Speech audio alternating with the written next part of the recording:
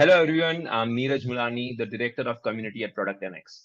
Welcome to another episode of the Founder Spotlight series by Product NX, where we talk with startup founders as we dive deeper into what they're doing, their aspirations behind starting up, the challenges they face along the way, and much more.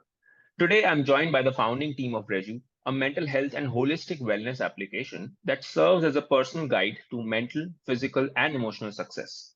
Reju also happens to be part of the Product NX portfolio. Welcome, Aaron and Dante. How are you all doing? Great. How are you? It's a pleasure. Thank you. Thank you. Welcome. Great to be here. I'm really excited to have you guys on board, come and talk about Reju because of the great work that you have been doing over the past few months. So, to dig deeper into all of it, I'd love to start right at the beginning. I understand that all three of you, I know Greg is missing, but all three of you ended up graduating out of a common university, Lincoln University. Could you tell me a little bit more about those early days? How did you guys meet each other and figured that this is the co-founding team, so to say, that you'd want to work together on? Absolutely. I could dive a bit into our origin story. So we all went to Lincoln University together. Aaron and Greg were actually at Lincoln before I got. And we met individually through different avenues. For Greg, he was actually in a role on the Royal Court, which we called at Lincoln, and Mr. Legacy. And I actually ended up being in the same role that he was in. So just from that, we have a tradition when we're in the same roles at the organization, Lincoln, where we communicate with one another, we pass down ideas, traditions, things of that nature. So that's how I was connected to Greg. And I was actually connected to Aaron because he joined the fraternity that I was going to end up joining actually 3 years after him. After I ended up crossing that fraternity, me and Aaron instantly connected, and he just provided mentorship to me throughout my college time. And how did you find out that all three of you care about mental health and it is this sector that you would want to improve through your work? Absolutely. From my perspective, and Aaron, I would love to hear you as well because you brought me into the conversation. But from my perspective, actually in 2018, I decided to start posting like inspirational and motivational content on Instagram. Every Monday, I would post like Monday motivational videos.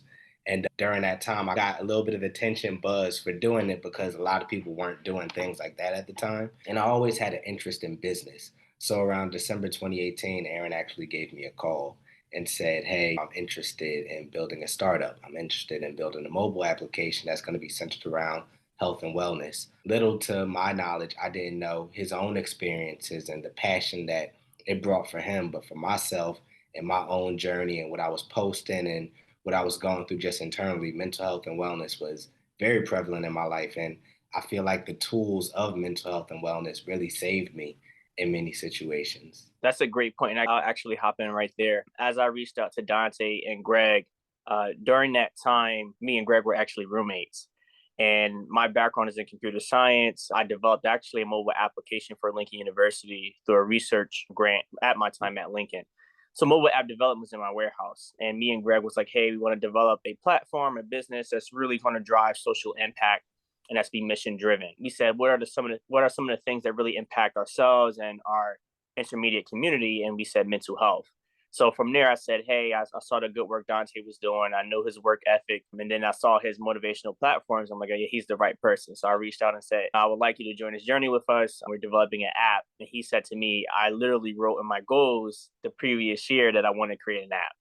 So that's how it all aligned. And then we started sending inspirational messages. We would send recommended therapists, self-care tips, and we noticed the upward trend in our well-being. So we're like, oh, this is working for us. Let's really take this to the next level. To tie a little personal aspect to it, around the time the application started kicking off and we started building traction, a very close family member of mine was actually diagnosed with a chronic mental health disorder. So that added a little bit extra fuel and fire and conviction to the work that we do. But that's just a little bit about how the idea came together and how our lanes kind of came together as well. That's quite fortuitous. I understand that you have been trying to come together to build the app on mental health, and you've been working on Reju for a while now. For the benefit of our listeners, I'd love to hear what Reju is and what are you trying to solve with it.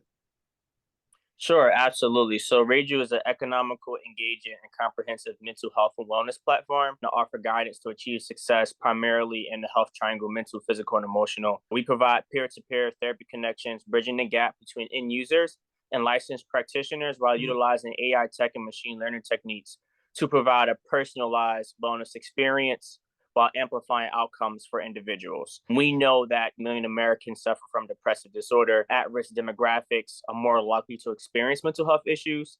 12% of the population at near below the poverty line are more susceptible to mental health issues. Long-standing impacts of socioeconomic and health inequities put minority groups and Black and Brown communities at risk. So we said, hey, we wanted to really drive an application, that platform that can really help mitigate these barriers in regards to health inequities and also mitigate social determinants of health. And from that idea, Reju was born. And you've been building Reju for 3 years now. You've been trying to improve a lot of communities through the great work via Reju. But no process of building a startup is really without its fair share of challenges. What would be some of the biggest challenges that you have faced? I'll start it off and I'll pass it to you, Dante, because this is a long list.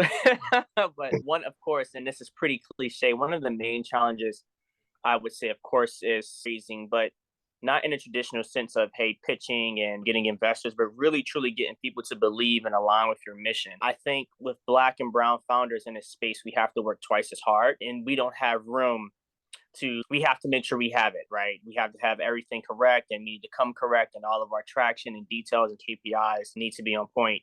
And demonstrating that work and the hard work that we do sometimes can be lost in translation. And I think to get the people to rally up in our work and our mission can be a challenge. So I think that was a challenge for us. And we're currently in a position now where we finally get in big brands to get behind us, organizations that believe in our mission and the future of the product. But that was a really huge challenge, was to get that early buy-in. Yeah. And just to parlay off Aaron's point, I would just say overall, building a digital business from scratch can find itself quite challenging, because it's not selling t-shirts or having something that's tangible that somebody could walk away with.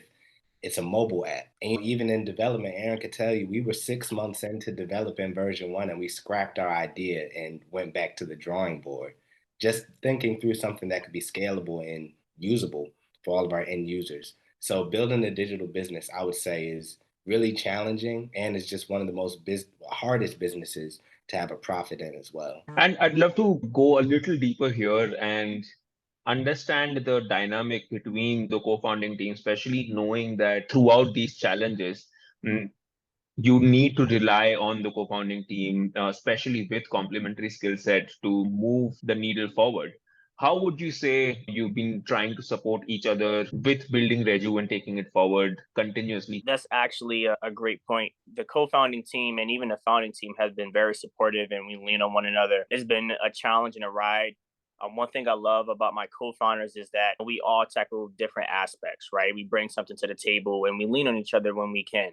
If it's making sure we bootstrap, and we've been bootstrapped in this whole time, right? Continue to work on development efforts, or making sure we outreach and bring in practitioners into our ecosystem. We're very hands-on, and we pick up where another may slack, right? And we understand that. Having open communication and being transparent and fair about the work that we do and how we approach it. Dante, I'll pass it to you. Anything you want to add on to that? I would say one thing that's really important, and we mentioned this from the beginning, we were friends before we started this business. And it's really just remaining friends even throughout the business, because sometimes you have to have hard conversations as you move forward. And every moment won't be uncomfortable. Everybody won't be optimistic all the time. But we're still very intentional about checking in with each other in our personal lives to understand, how are you doing? What's going on? Is it something you're struggling with? Is it something I can help you with? And just knowing that we support each other as individuals first makes it easier to support each other as partners in the business.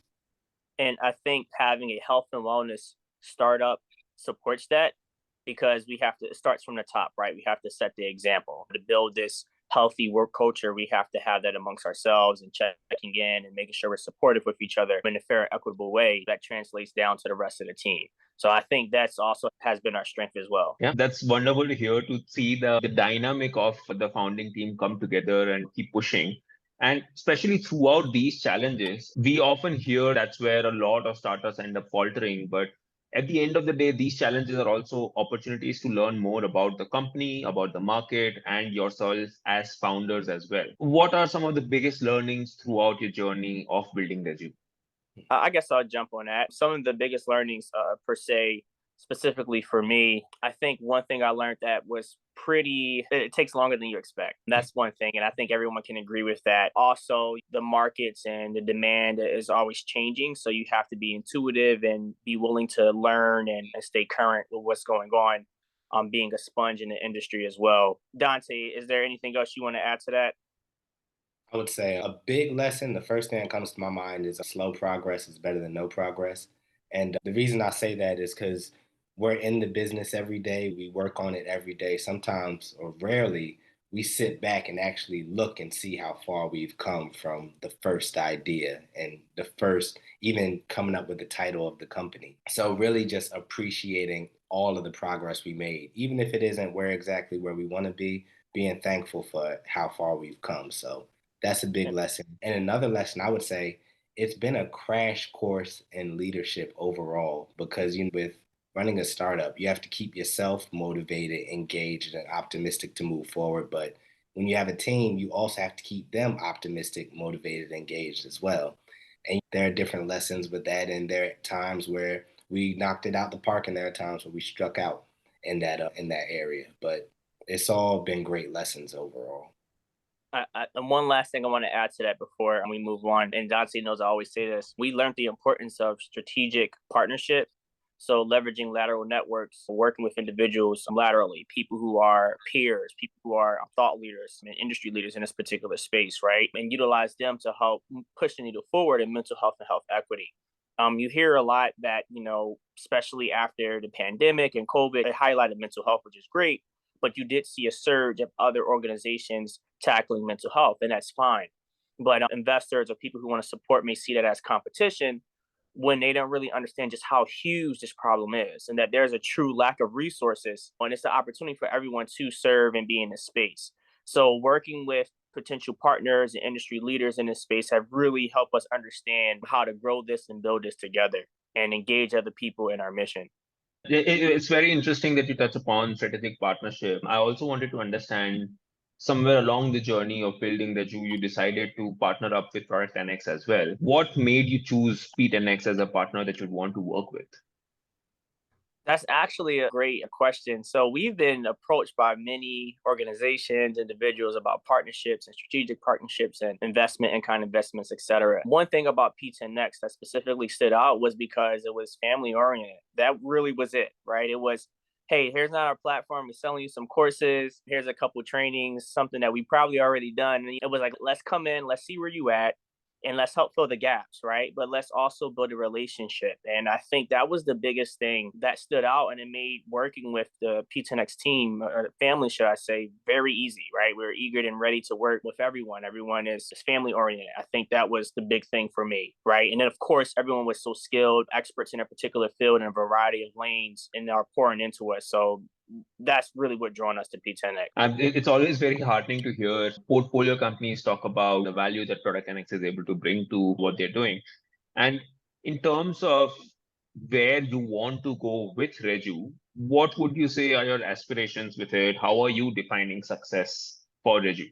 Absolutely. So some of our goals includes one, hosting this particular year 36,000 plus users in the application and having over 100,000 book therapy sessions this year. Moving to 2023 to 2024, we'll love to serve over 1 million users and provide social impact to these individuals, really addressing health inequities in Black and Brown communities and serving as a resource to these individuals. Of course, in the next 3 to 5 years, we'll love to grow this company to a multi-million-dollar company. And if other opportunities presents itself, we'll love to explore that.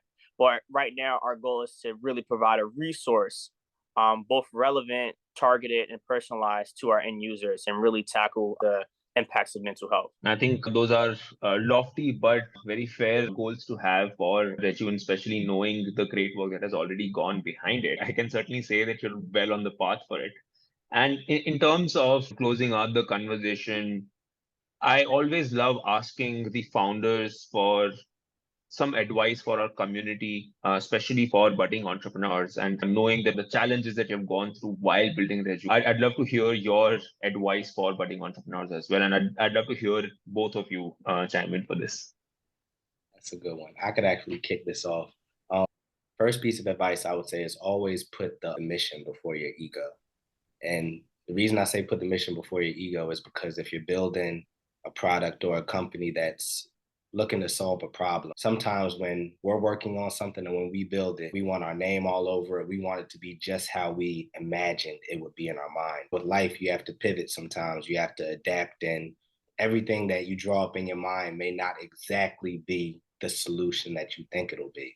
But if you're married to the mission and not your ego, you'll always find a way to make a solution. So mission over ego all the time.